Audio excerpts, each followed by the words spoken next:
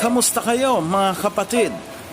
Nandito na naman ang inyong lingkod upang magbibigay na naman ng saya sa inyo at kunting kwento. Ayan po. Ito nga pala, unang-una yung lugar namin dito sa Saudi Arabia na napakalinis at napakatahimik. Wala ka man lang makikita ang mga pag-alagala, pero it's okay kasi talagang napakaganda din naman. Hindi gaya sa atin na may mga naglalasing pag mga ganitong oras, may mga nakahubad, nakatambay, pero dito tingnan nyo naman, napakaaliwalas ng panahon, kapaligiran, mabiyaya kung tawagin, dahil pag sinabing panahon na ng pagpapahinga, lahat dito ay nasa kwarto lang. At kung wala ka namang importanteng lakad, syempre mas maiging doon ka na lang magpahinga, at bukas naman ay trabaho na naman. Kayod kalabaw na naman tayo. Pero flex ko lang yung kapaligiran na napakaganda niyang tignan.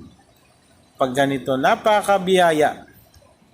Siguro pagdating ng panahon na ako ay uuwi na ng Pinas at makakasama ko na yung pamilya ko, ito yung mamimiss ko dito sa Saudi Arabia. Yung talaga namang maipagmamalaki mo sa buong talambuhay mo, na masasabi mong nagkaroon ka rin ng katahimikan ng mga gabing napakasarap itulog pagkatapos ng trabaho, pagkatapos ng mga ma-stress na bagay, mga problema. Pero may panahon ka pa rin magmuni-muni dahil nga sa napakasaya at napakagandang kapaligiran. Actually, may mga bata lang naman na minsan naglalaro, pero pagdating talaga ng mga hating gabi na at alam na nilang nakakaistorbo na sila, ayan, sila na rin mismo ang nagpapahinga.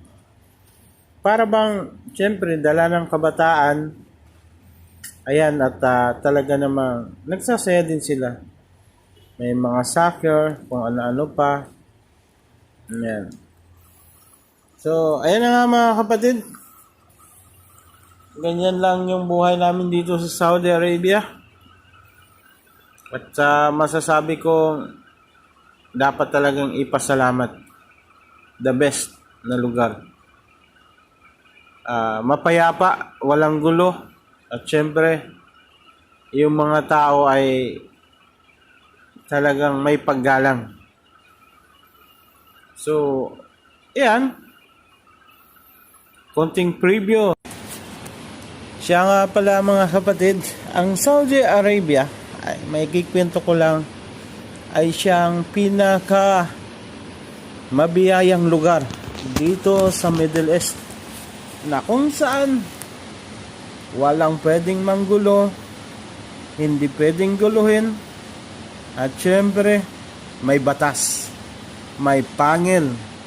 Ika nga, salamat kay Allah at sa buhay, kabahagi ng aking paglalakbay ay nakarating ako dito at aking nalasap na antabayanan na isa nga sa parte ng aking buhay na nakagawi ako sa mga lugar na ganito. Masalam, thank you so much, at maraming salamat sa mga tagapagtangkilik, sa mga nanonood, sa mga nagmamahal sa akin. Kayo po ang aking gabay. At sana magkita-kita tayo sa next video na akin pang mga gagawin. Salamat!